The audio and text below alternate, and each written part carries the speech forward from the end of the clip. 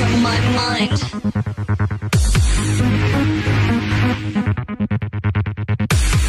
In from my mind.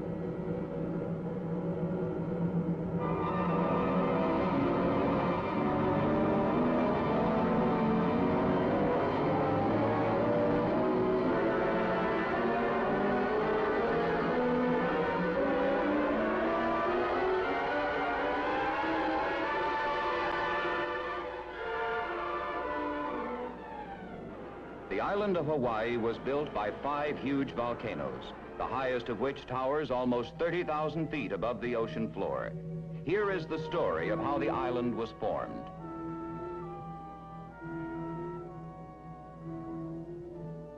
Kilauea is currently the most active and probably the youngest of the volcanoes. Many of its eruptions occur in its summit caldera, 4,000 feet above sea level. This eruption started in Kilauea Iki, a pit crater separated from the summit caldera by a narrow ledge. This is a hypothetical cross-section of Kilauea, showing what geologists have learned about its structure. It consists of a great pile of lava flows built upon the ocean floor.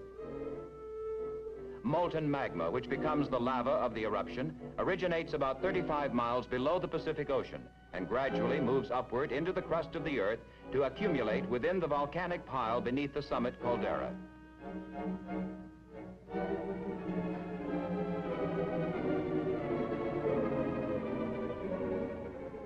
In this greatly exaggerated sketch, we see how the pressure of this newly introduced magma inflates the summit area preceding the eruption.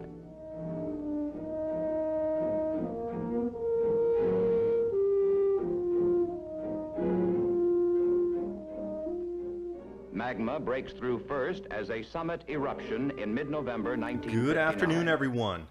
If you're anywhere in Hawaii or on the West Coast, you are definitely going to want to watch the information in this video. Hawaii authorities closing the national park. They're talking about a massive steam explosion, like once in a century event. I wanted to explain it to you. The news bulletins are out right now about Kilauea Summit steam explosion events. What they're having right now is just normal eruptions. I can't believe people are still up in the park with the amount of ejected that's going to come out during this next steam event. Helicopter tours up there taking people around to watch the on and off pressure valve of our Earth. Incredible images coming out. Even getting this close with a helicopter flying up in there, you just don't know when that eruptive event's going to come out. Anyway, I've linked everything in the description box below, and I tuned into the Hawaii Volcanoes National Park Service, the 60-minute video that they put out explaining this. I'm going to try to condense it down into about 6 minutes for you. The summit lava lake surface elevation is dropping, meaning that lava conduit keeps dropping in height above sea level, and eventually it's going to reach the water table. You can see on the right side this linear chart that's going down. They do believe that it will reach the water table somewhere around the 13th. Making a lava lake in the mile-long crater of Kilauea Iki.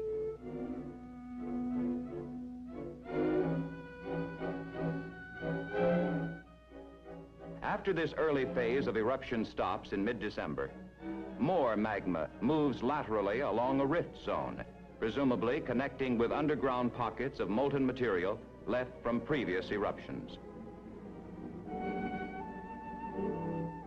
It finally breaks through the surface as a flank eruption at Kapoho in mid-January. Pu'u'o has plugged and clogged off. It is no longer eruption. The crater has collapsed in on itself, and Pu'uo is done. That lava has been redirected elsewhere. Now this is what you're seeing in the news with these fissures that are coming out all over the place. A new 15th fissure just opened a few hours ago. Some of these flows reach the ocean.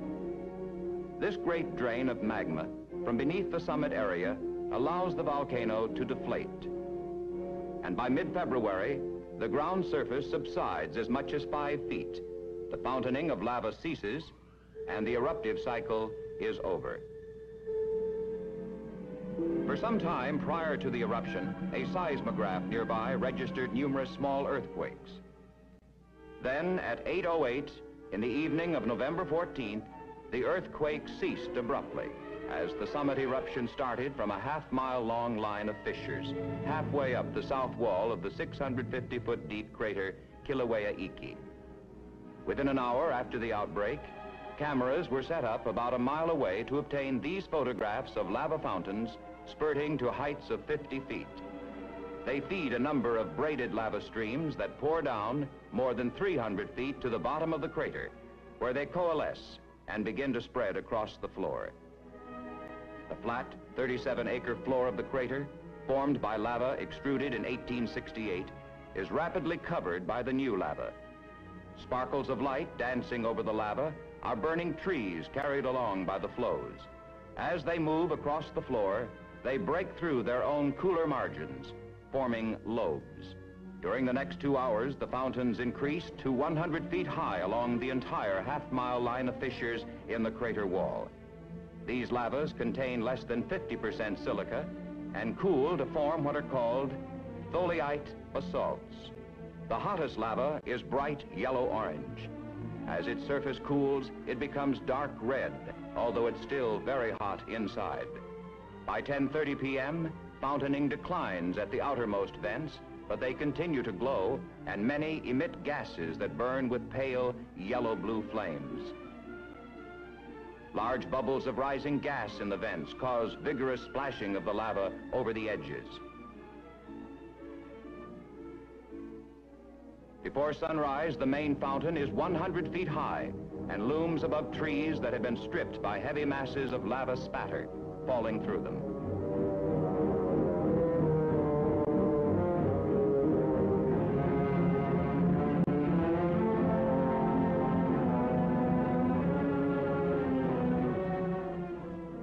At sunrise, only 2 fountains remain.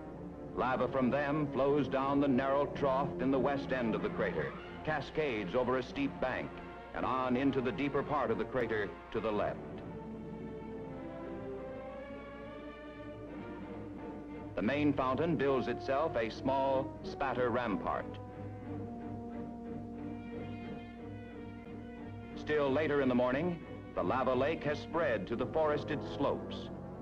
During the extrusion of lava, seismographs in the vicinity record an unusual type of motion of the ground called harmonic tremor.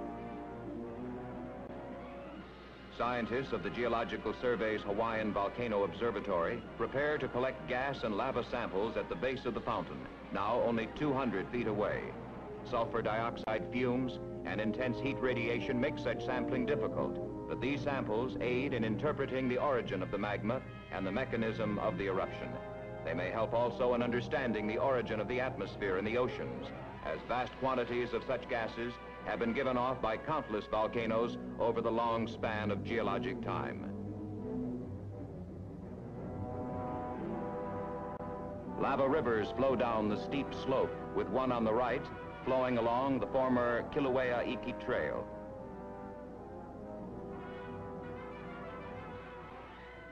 Through the second day, more and more lava pours from the one remaining fountain. Sudden fluctuations in the output often cause the entire cascade leading into the deep part of the crater to be awash with lava as it flows down the slope and under the crust in the ever-deepening lake.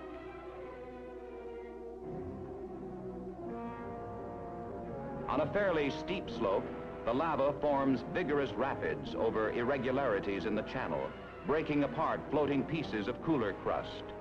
Although flowing like water, this lava actually is a highly viscous fluid.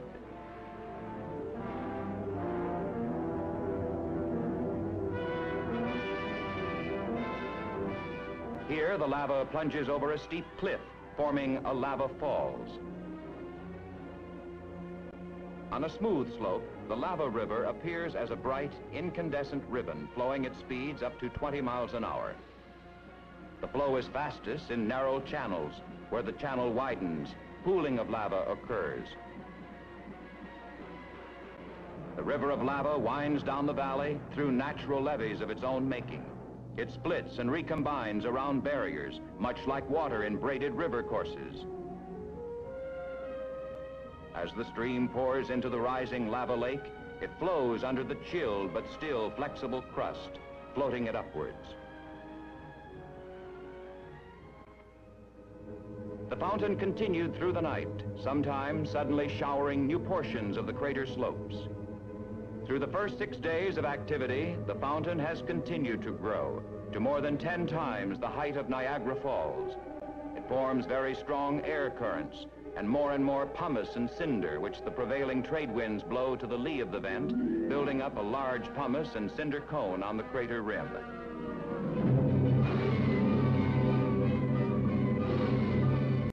By the end of the eruption, the top of this cone will be 400 feet above the level of the vent.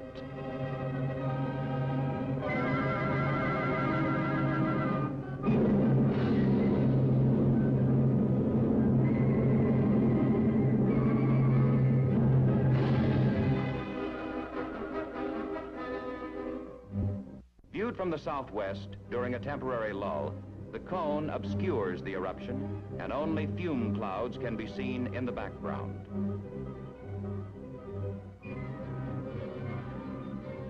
Seen from the air at late sunset, the massive orange 800-foot fountain sends hundreds of thousands of cubic yards of lava per hour into the rapidly filling lake.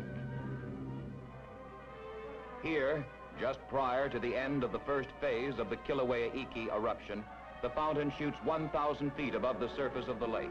Although this appears to be an exceedingly violent eruption, geologists actually consider Kilauea to be one of the least violent active volcanoes on Earth, and hence most suitable for close study. Obstructions in the vent may suddenly divert the jet, causing devastation of large areas surrounding it.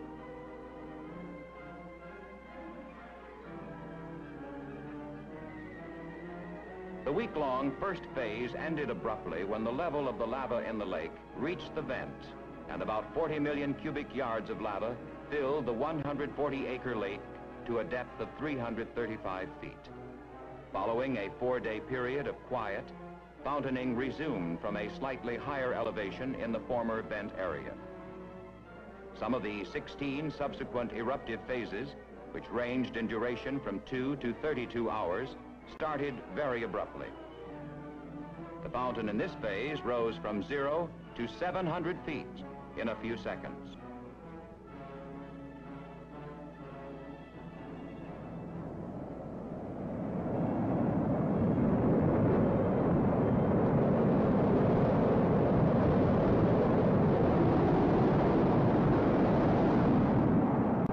An eruption brings many visitors to the park where they view nature's spectacle from a safe distance.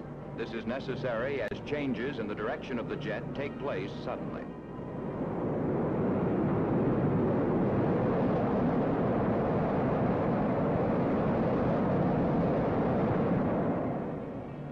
Here, the lake has covered the vent, and cooler material is carried as high as 1,200 feet. Many of the 17 phases of this eruption started with a massive bubbling in the lake over the vent. This spasmodic, geyser-like sequence of eruptions, separated by periods of quiescence and backflow, had never before been observed in Hawaii. After massive boiling and bubbling in the vent area, the activity would gradually increase to form a strong fountain playing hour after hour. Although this appears to be shown here in slow motion, it is not. The lava is actually falling hundreds of feet directly into the fluid lava lake at the base of the fountain. This fallout and disturbances at the vent form waves that spread out over the lake surface. Thin jets of lava rise up 30 feet above the surface as heavy fluid masses of spatter the size of bathtubs hit the lake.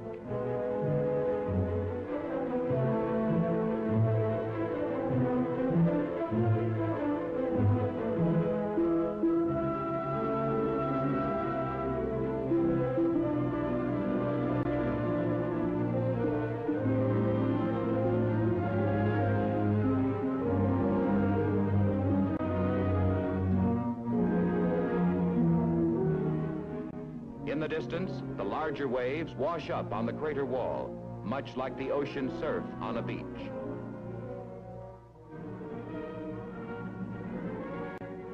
A brilliant 500-foot fountain with temperatures up to 1200 degrees centigrade reflects from the glassy surface of the 400-foot deep lake.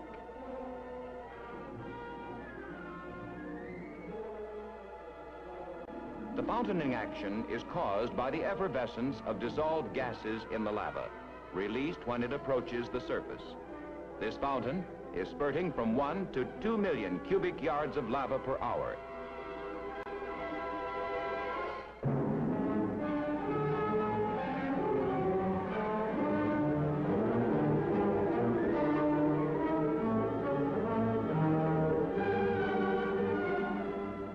Changes in the vent shape and in the violent release of gas cause variations from the almost explosive spraying of lava seen here to jet-like fountaining as high as 1,900 feet during later phases of the eruption, the highest fountaining ever recorded in Hawaii. The solid crust of the lava lake continually breaks and huge rafts plunge beneath the molten lake. This continuous foundering and reforming of the crust occurs during both the filling and the draining of the lake. At night, the phenomenon shows well the rapid cooling of the exposed lava surface.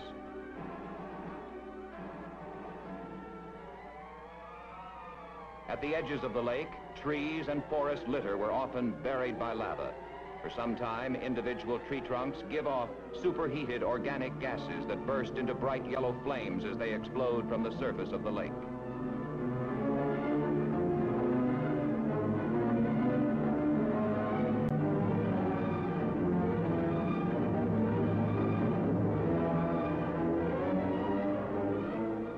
The more violent fountaining rapidly builds up the cinder cone behind the vent.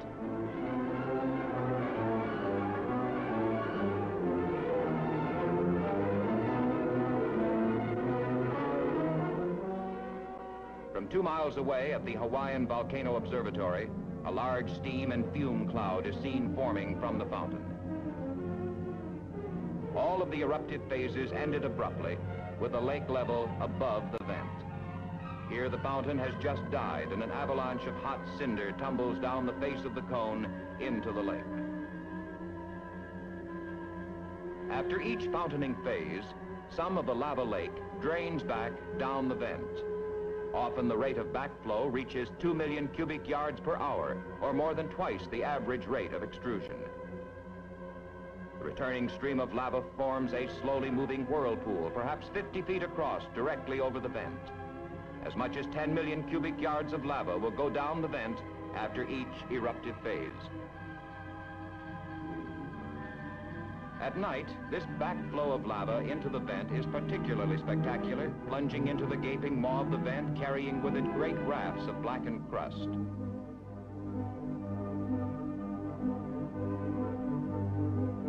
Large slides tumble down the face of the pumice cone, exposing its incandescent interior. These too are carried down by the lava, flowing back into the vent, presumably to be melted again.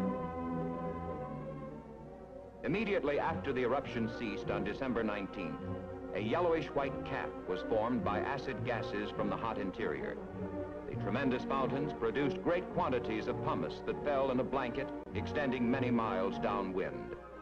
Only a lonely, rather macabre road sign and the stark skeletons of trees remain in the devastated area behind the cone.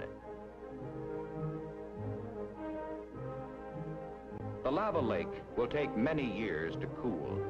Although nearly 50 million cubic yards of lava lay in this lake, the summit of Kilauea continued to swell until early January 1960, when magma evidently moved into the east rift zone of the volcano as earthquakes began to emanate from an area about 24 miles east of the summit. The precise location was determined by means of this portable truck-mounted seismograph.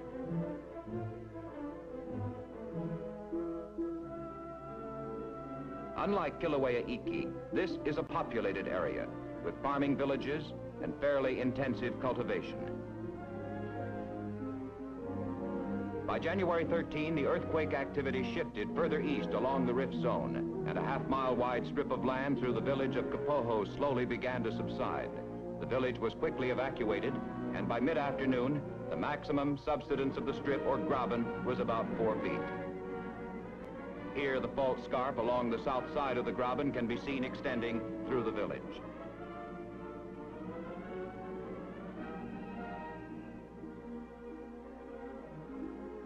At 7:30 in the evening, the flank eruption started. Through the center of the subsided block of ground, a series of lava fountains form a spectacular curtain of fire 3,500 feet long. Lava fountains up to 100 feet high play along the entire rift for almost 4 hours in an area about 60 feet above sea level and only 2 miles from the ocean.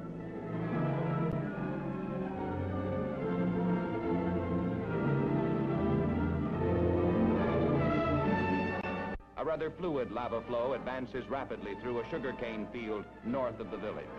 As the flow moves forward, pieces of the cool crust break and slide down the front to be overridden by the fluid interior.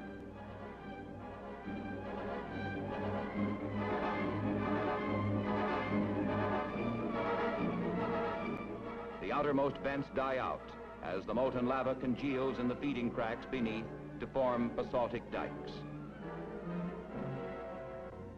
The next morning, we see geological survey scientists making measurements of the lava fountains. The temperatures, measured at night with an optical pyrometer, were generally lower than those measured during the summit eruption. During the night, and on the morning of the second day, brackish groundwater gained access to the underground lava conduits, and great convoluting clouds of dirty ash-laden steam blast from the vent. Vents erupting lava are side by side with roaring jets of steam, and some vents alternate between blasting out pure white steam and molten lava. Downwind, the land is being covered with a layer of salty ash.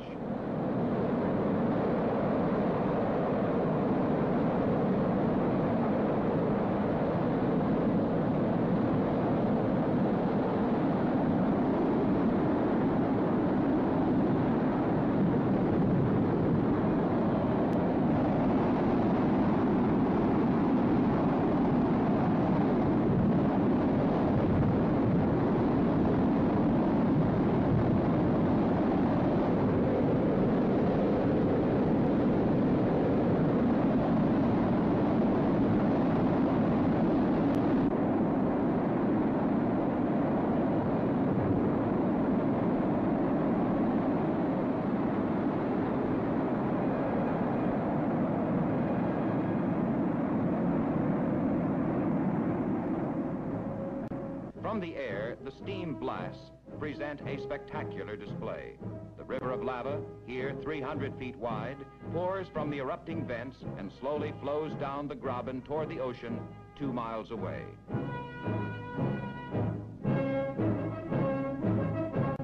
Two days later, the flow reaches the sea, and a large steam cloud marks its entry into the water. 2,500 acres of land, including all you see here, some of it fertile and highly cultivated with papaya, sugarcane, coffee, and orchids, will eventually be buried under lava from this eruption.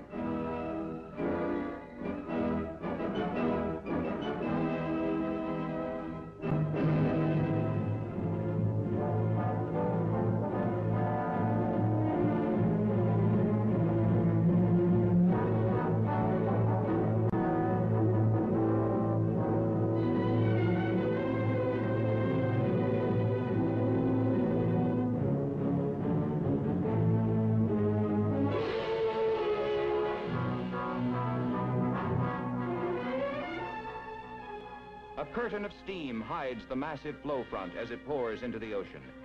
Jets of black sand formed by the rapid disintegration of the hot lava in the cold water spew out of the steaming veil. Fragments of lava continually roll off the front of this blocky or lava flow as it builds up new land into the sea. Minor explosions send small projectiles into the air.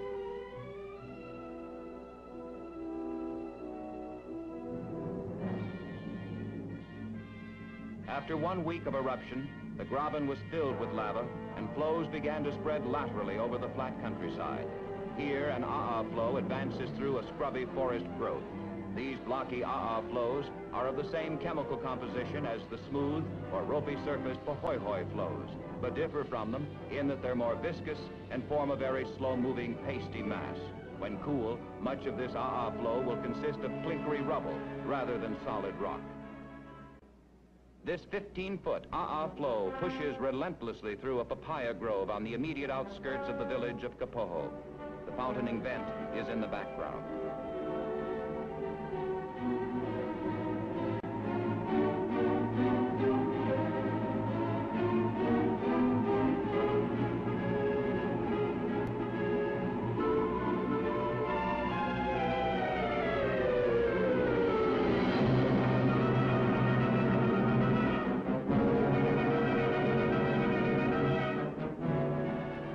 Near the vent, falling cinder and pumice have completely stripped the leaves from the papaya trees.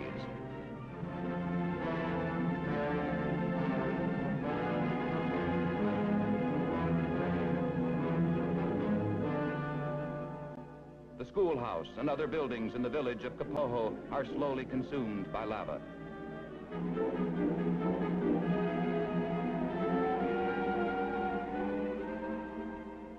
The main lava river occasionally breaks through its natural levees.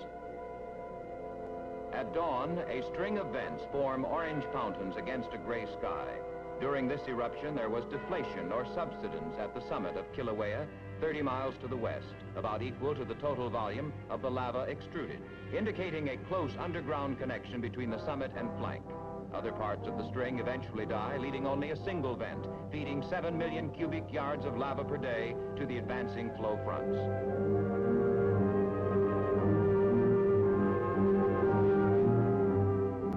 Many visitors viewed this early stage of the eruption. Later stages were even more dramatic, where a single huge fountain over 3 times the height of the Washington Monument played hour after hour.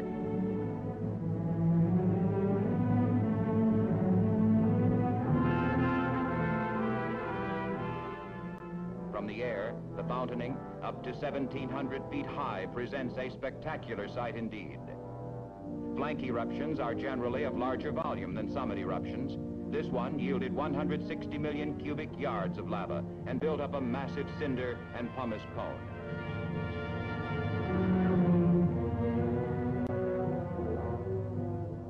By February 8, only a gas-charged cinder jet roars from the dying vent. And by February 18th, the eruption was over. Where formerly there were farms, now all is a barren waste, covered with tens or hundreds of feet of lava flows and volcanic debris. Some 500 acres of new land was made by the flows, added to Hawaii, where formerly there was only ocean.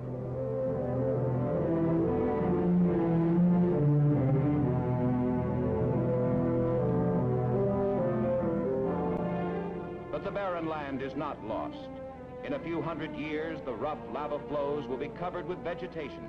And here, only 1 year after the eruption, we see a grove of weed-like papaya trees, planted as seeds 10 months ago in the new pumice. The island recovers quickly, for here in the seemingly barren expanse of black pumice that fell just 1 year before, we see row upon row of cultivated orchids. Thus has the island been built up from a countless series of volcanic eruptions over tens of millions of years.